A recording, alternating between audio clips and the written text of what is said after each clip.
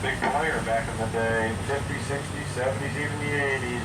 Got their start right here in Key West. The original flights were out of this building here were seaplane flights from Key West to Cuba, Havana, Cuba. Round trip tickets were only $24. See that little cottage back there? Robert Frost, the famous poet, spent 16 winters there writing his poetry. He's up here in Key West also. This house right here on the right was owned by Kenny Chesney. Matter of fact, he just played a show here last night, unannounced. Just showed up at a bar and played a show last night. Yeah, I just saw it on the news this morning. I had no idea. I went right by there last night. But anyways, this particular house here, he bought to move down here near his buddy Jimmy Buffett. He moved in there.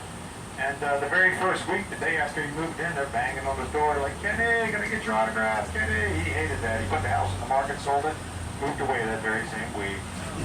But he still comes back, obviously, 4 or 5 times a year on his big yacht. We'll go by where he generally keeps it. I'll see if I can spot it. But yeah, he played at Captain Tony's, with just a block down and half a block. It's the original Sloppy Joe's. Just last night. I think he only played a song or two. It was really just an impromptu thing. He was hanging out.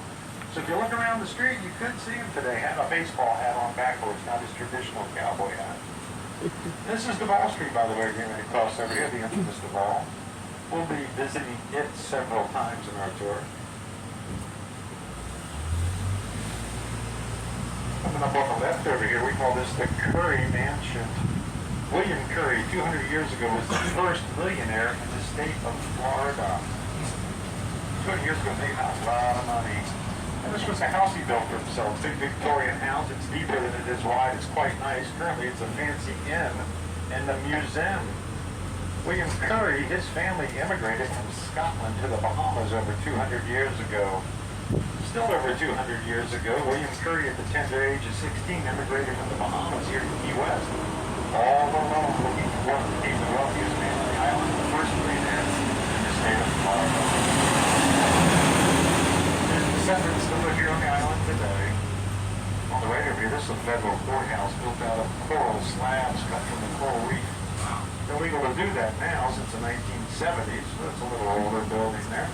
Get up close enough, you can see the fossilized sea creatures in there, and those fossils are actually over 2 million years old. This is Caroline Street here. A lot of history. Parts of it used to be very rough and rowdy. Jimmy Buffett spent some time here before he was famous back in 1971. He had a little room up here. He was renting. He was one step away from homeless by trampling. Wasn't doing too good. He actually got caught shoplifting some Twinkies. A little Cuban bodega used to be back here. That bodega is gone now, so is Jimmy Buffett. But then he come back and pay for those Twinkies. I think he forgot. See the little house right there on the corner there? It's kind of big, but it's old and it's on the corner. This is a desirable part of town. Sold about 90 days ago for $2 million. I know, unbelievable. I failed to show you the one across the street from this little small house under $1 million. And I don't know what you could do with them other than tear them down. Build a restaurant or a bar. This is the right neighborhood for that. We're near our seaport. We'll be going by here in a moment.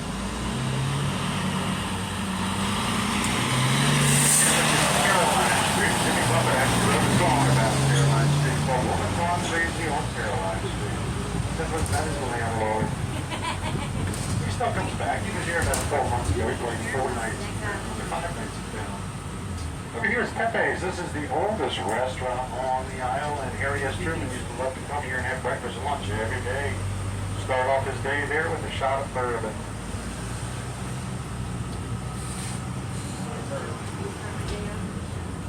On the left over here across the street is the newest museum. This is the Sails and Rails Museum, dedicated to the history of the Overseas Railroad, which was an extension of the railroad from Miami down to Key West. It was the brainchild of Mr. Henry Flaghorse. There's a lot of references there. There's a statue dedicated to him. If you drove up this street here about 80, 90 years ago and looked out there, you'd see 500 or 600 tripping boats. We're here at the historic seaport. It was a big, big business here for a long time. We didn't even know we had shrimp here in the Florida Keys. We found them by accident. We had a fishing boat out in the water, had its nets in the water, it broke down. They worked all day, worked all night trying to get it running, get those nets up. Finally, the next morning, they were successful. When they pulled them up, they were full of pink shrimp. Nobody's ever seen pink shrimp before. Nobody knew we had any shrimp here in the Florida Keys. When they discovered that, it was a whole industry started. The reason we didn't know we had pink shrimp is they burrow down the seafloor during the day, only come out at night to feed. So all of our shrimping, we still do it here today. There's about 30 or 40 boats in our fleet. All of it's done at night. All the current shrimping boats, except the one, which is that one right there in the corner, all the rest of them are currently up at Stock Island, which is one key further north, which is a little more affordable to keep a boat. But that boat will go out at night, shine its lights in the water, drop its nets with those two long arms, drag it through the water, pull them up full of pink shrimp. And pink shrimp on the menu of every restaurant and bar here on the island. Speaking of bars, you can see that white building there says Schooner's Wharf Bar. I know it looks like a nice place from this angle, but get around front, it's a total dive. It still has dirt floors, for God's sake, but everybody loves it. They do have live music. It took me a while to figure out why, but suppose they take their drinking real serious there. They actually have a happy hour 3 times a day there. The first happy hour starts at 7 o'clock in the morning. They call it the Breakfast Club. Building over here, the Red Door Ladies Boutique. Not that long ago, that was the Red Door Saloon. Notorious place, frequented by naval sailors and fishermen alike, and they don't care for each other very much. Its nickname back in the day was the Bucket of Blood. Everybody that entered the Bucket of Blood was frisked at the door for a weapon. If you didn't have a weapon, they gave you one. It was that kind of place. It was rough. It really was. We're going to go down by the other side of the seaport here. A lot of good restaurants in the seaport and bars. A lot of good bars everywhere in town. We have something called the Harbor Walk. It's like a boardwalk. You can walk along there, look at the water. I've seen sharks, dolphins, manatees on a regular basis. Turtles, rays, you can see them all just walk along there on a good day. But you got to look. A lot of people don't look, and there's a manatee right next to them. Directly in front of us up there, that's the Home Republic restaurant. It used to be the largest ice house in the world. All the fishermen and shrimpers would bring their catches there, put them on ice, and they ship them all over the country. Got a man with a ladder in front of him.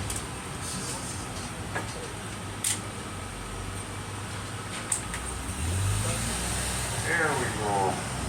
We were speaking to Kenny Chesney. When he parks his yacht, it's usually right over here. I think I can recognize it now. He's been here enough times.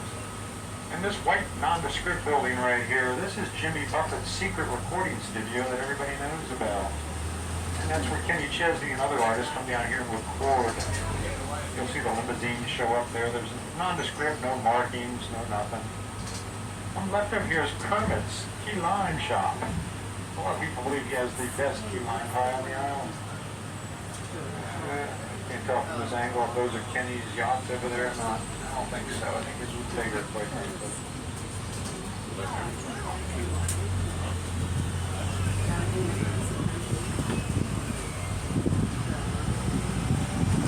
We're headed down towards Duval again. We're going to go through the notorious couple of blocks of Duval Street.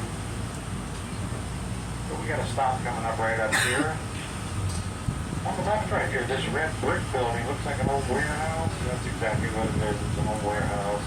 Back in 1886, when the Great Fire of Key West rolled over the island, every single building in this neighborhood was burnt to the ground except this building right here and its contents. It had $100,000 worth of tobacco in it. Back in 1886, that's a lot of money. That tobacco and that building are the only things that survived the Great Fire of 1886 in that neighborhood. Everything else burned down because they were all wooden buildings.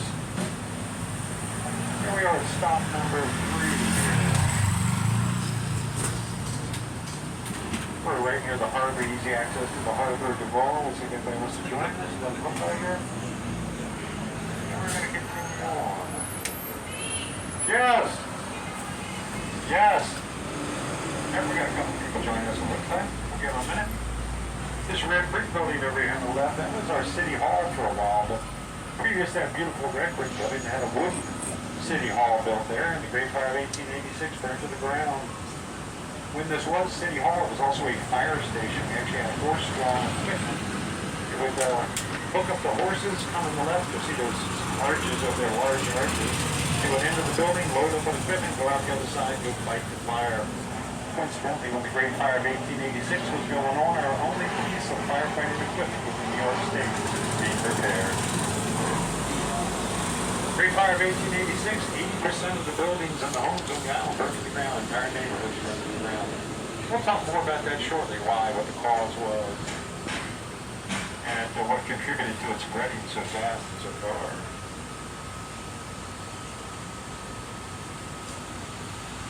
Anybody's first time to Key West? A lot of you, yeah. I assume that, but I gotta ask. You never know.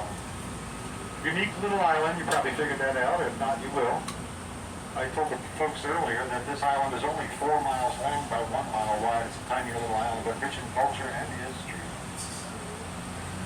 And alcohol. You're gonna see, if you look off of Mallory Square where the ship is docked, there's 2 islands out there. One of them, you see, there's very exclusive homes. Oprah used to live out there, and he says, I don't know if they still do or not. They keep a big secret, of course. Likely would. But the other island is called Wisteria Island. I call it Hippie Island. There's a bunch of hippies live out there. They have no connection government-wise to this island. There's no police. They have their own rules, their own leaders. It's chaos, quite frankly. Yeah, they live in tents. Wild Wild West Island. It is, absolutely. People are scared to go there. A lot of drug use. I wouldn't go around there. No desire.